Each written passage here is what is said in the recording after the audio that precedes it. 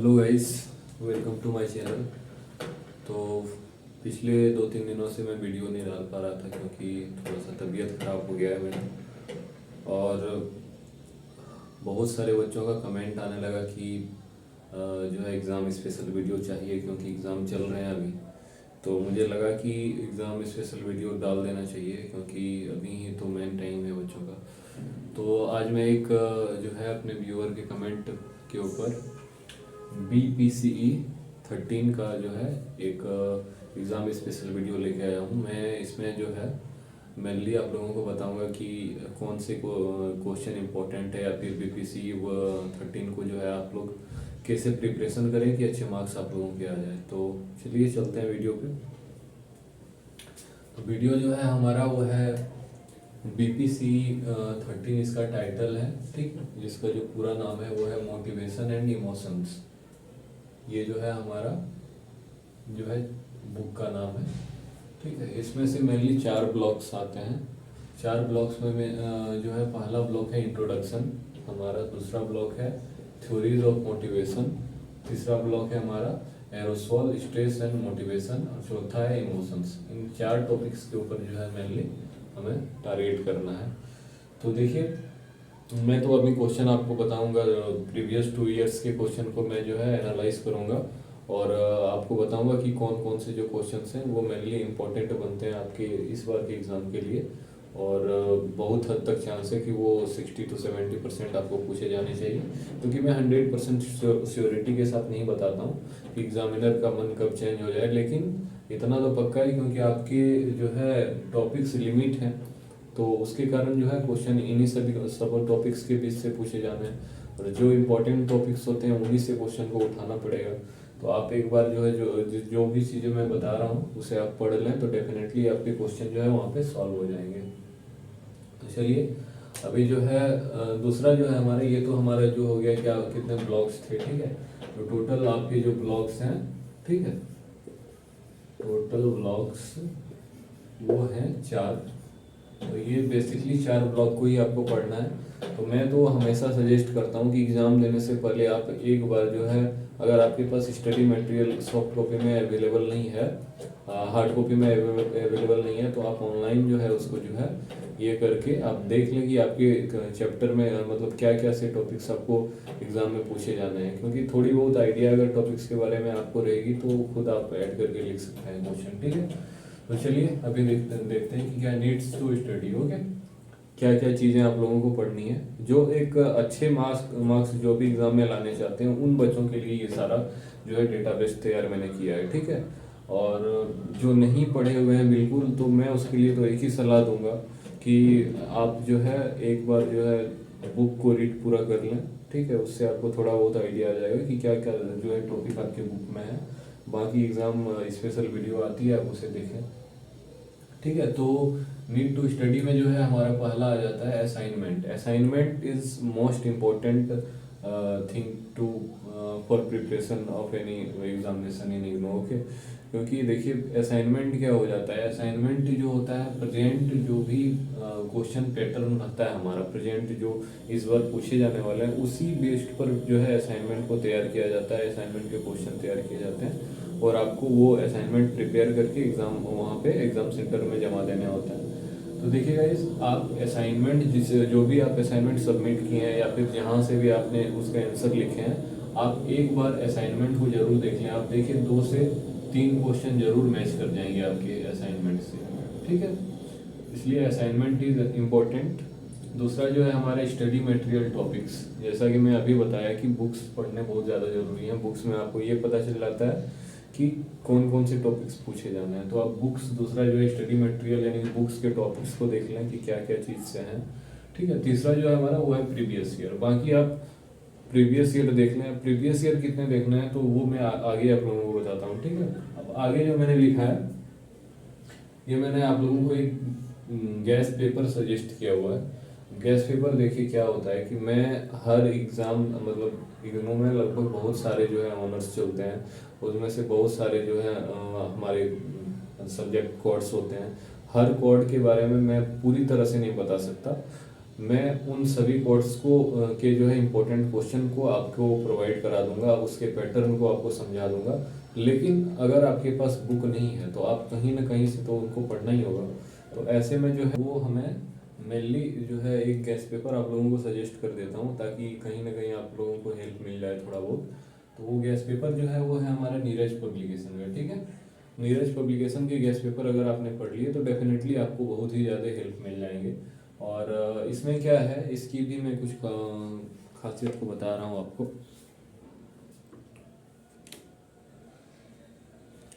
देखिए इसकी क्या खासियत है नीरज पब्लिकेशन की, कि इसमें प्रीवियस ईयर के क्वेश्चंस दिए जाते हैं, प्लस जो है हर जो है सब्जेक्ट के जो है इस जितने भी टॉपिक्स होते हैं उसके लगभग मिनिमम क्वेश्चन को इसमें उठाया जाता है और आपको यहाँ पे दिखाया जाता है। उसके बाद भी मैं नीरज पब्लिकेशन में जितने भी क्वेश्चन दिए उसके बाद भी मैं आप लोगों को हटा के बता दूंगा कि इंपॉर्टेंट कौन कौन से हैं, तो आप ये इसको ले सकते हैं, ठीक है।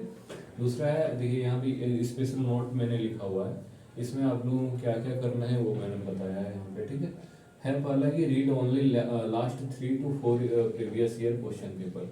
3 से 4 जो एग्जाम हुए आपके 6 मंथ में, तो उन्हीं को आपको जो है प्रीवियस ईयर पेपर को पढ़ना है। बाकी ज़्यादा पढ़ के कोई फायदा नहीं है, क्योंकि पैटर्न चेंज होते रहते हैं। तो प्रीवियस ईयर 3 to 4 ही आपको पढ़ना है, ठीक है। अगला जो है marks important topics which are generally asked in last few exams.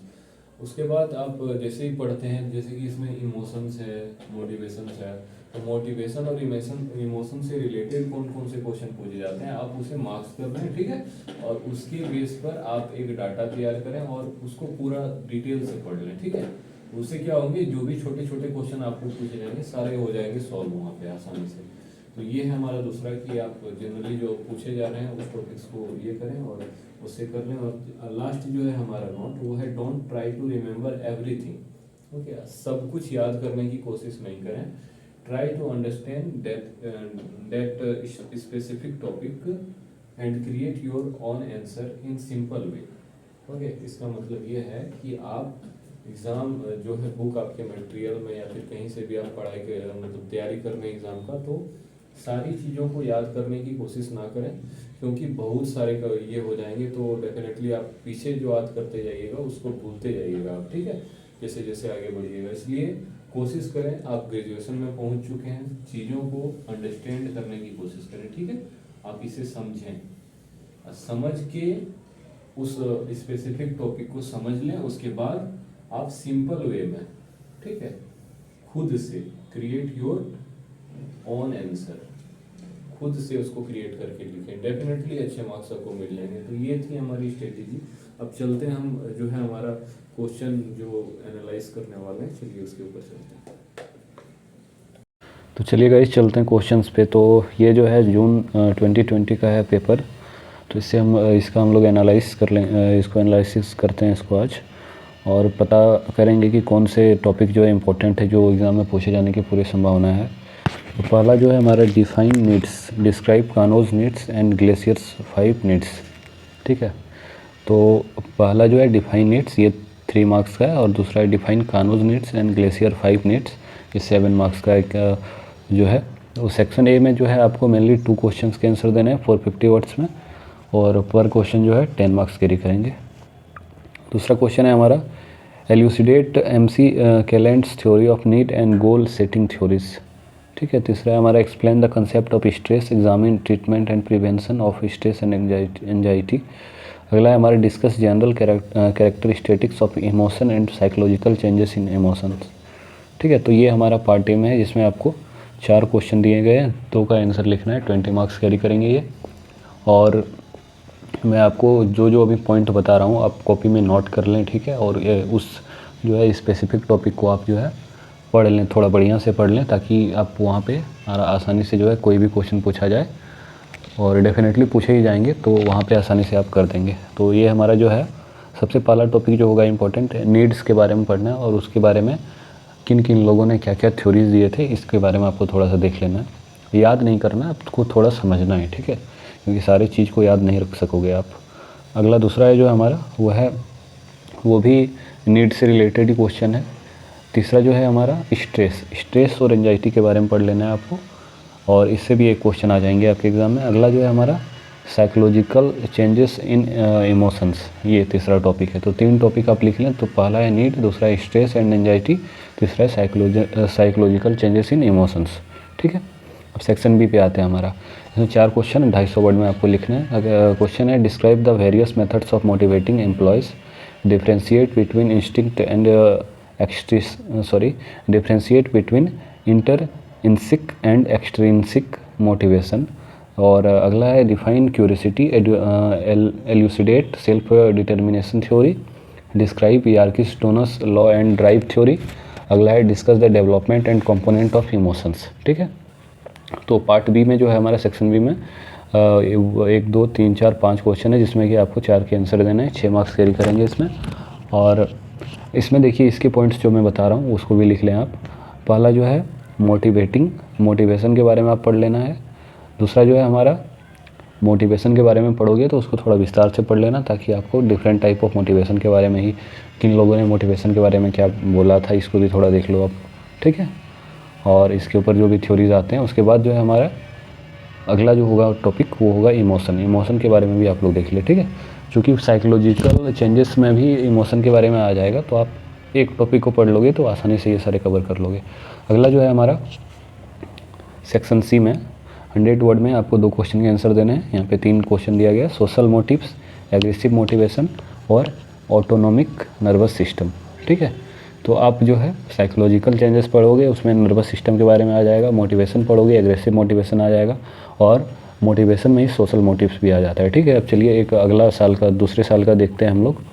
ये है जून 2019 का। ठीक है, इसमें सेक्शन ए में जो है 2 क्वेश्चन आंसर लिखना है आपको differentiate between emotion and feelings, वही चीज़ है इमोशन चैप्टर, लिख लें आप कॉपी में ताकि आप पढ़ सके उसको बाद में अच्छी तरीके से। अगला है define intrinsic motivation, discuss the different factor influencing intrinsic motivation. वही मैंने पिछले भी क्वेश्चन में इसको रिपीट किया गया था। मैं जो टॉपिक आपको बोल रहा हूँ डेफिनेटली वहाँ से क्वेश्चन आएंगे, और 75 to 80% जो है वहाँ से मैच कर जाएंगे, इसलिए आप लोग अच्छी तरीके से देख लें। अगला जो है हमारा describe the basic and derivative emotions. Emotion के बारे में मैंने पहले ही भी बोला था, आपको पॉइंट को नोट कर लेना कि वहाँ से क्वेश्चन डेफिनेटली आएंगे, तो यहाँ भी पूछा जा चुका है। Elucidate the treatment of prevention of stress and anxiety, मैंने पहले भी बताया, स्ट्रेस और एंजाइटी को पढ़ लीजिए आप लोग, आएंगे ही क्वेश्चन वहाँ से। इसमें 2 क्वेश्चन आपको लिखना था। अब देखिए सेक्शन बी में आते हैं। सेक्शन बी में 4 क्वेश्चन के आंसर देने हैं 250 वर्ड में। तो पहला है discuss the concept of types of emotional competency, 6 marks का है, 4 क्वेश्चन आपको लिखना है। दूसरा है explain the opponent process and Lazarus cognitive theories of emotion वाले जो है टॉपिक में ही ये सारा चीज़ आ जाता है। Discuss the Hull's drives theory of motivation वाले टॉपिक में आ जाएगा।